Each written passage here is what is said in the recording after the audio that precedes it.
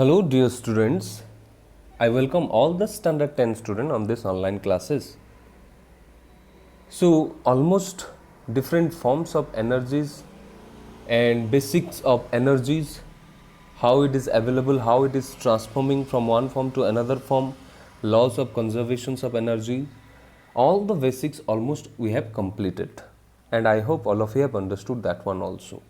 Okay, so individually today we will be going to discuss about different forms of energy. Okay, separately we will discuss. Okay, so let us start this one. So the first one is given here, that heat energy, and you know that one heat is a form of energy which causes the sensation of hotness or coldness. So heat energy is that type of energy which is released when we burn wood, coal, oil, etc. When something is burning, at that time we found that heat energy. You must have noticed a bumping lead over a vessels of boiling water. What makes this lead move up and down?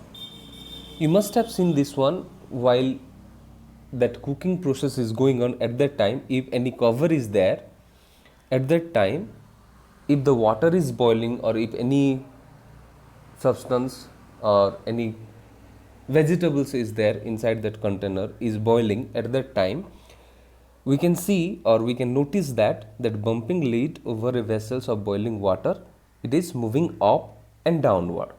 Yes, it is the steam produced by boiling water.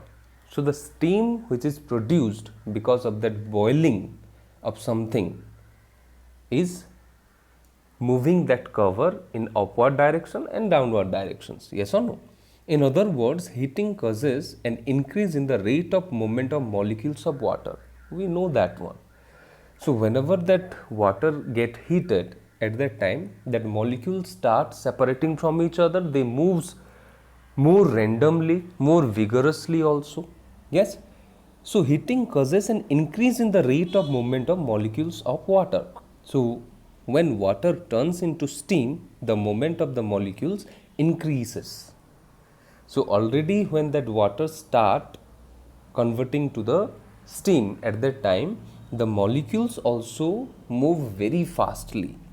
Thus the molecules of the steam strike the lead, making it move up and down, move up and down. Did you understand this one? This one is the heat energy. Okay. Then the next one, chemical energy. So what is chemical energy? The energy possessed by fuels such as coal, gas, oil, wood, etc. is called chemical energy. So chemical energy means the energy possessed by some chemical substances, or if any energy we are getting after the chemical reactions, then it is called as the energy which we are getting, that energy is called as chemical energy. So a large amount of chemical energy is stored in these substances. On which substances? Like coal, gas, oil, wood, etc. So when these substances burn, they release energy that can cause work to be done. So when that coal or gas or oil or wood is going to burn, at that time it will give rise to chemical energy. And because that chemical energy is also a form of energy, so it can cause or perform any kind of work also. So the energy released from diesel or petrol can be used to run a vehicle, that is a car, a boat or a bus also.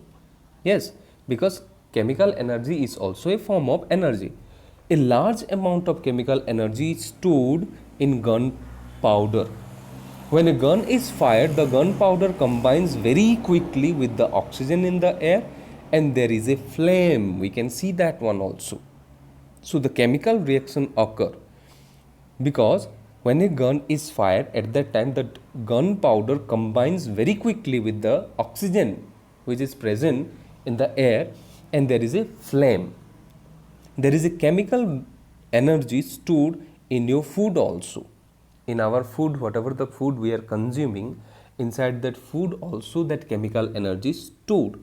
When food is burned in the body cells or digestion process is going on, that chemical energy stored in the food it is released out, and we all are getting that energy.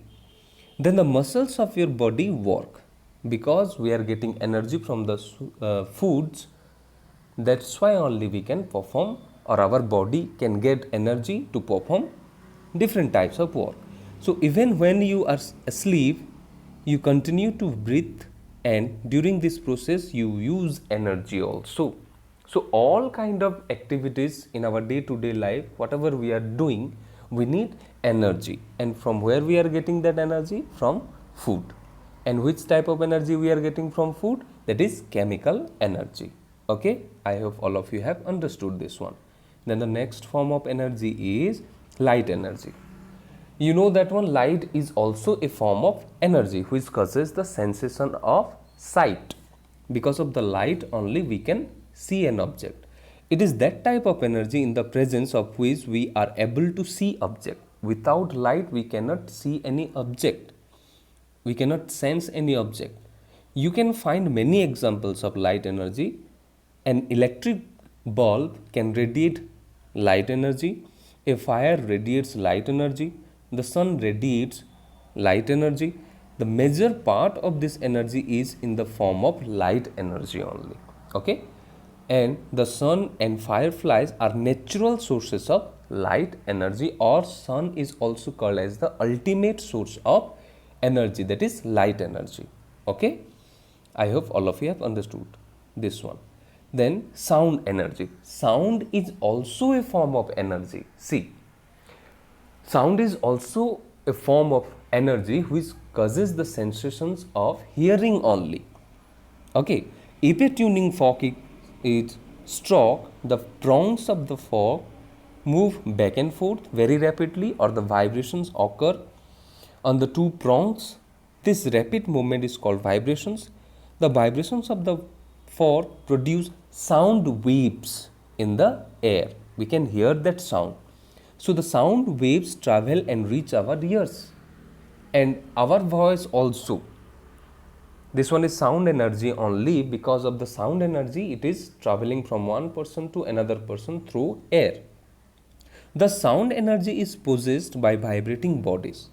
So if any object is vibrating, that is capable to produce sound.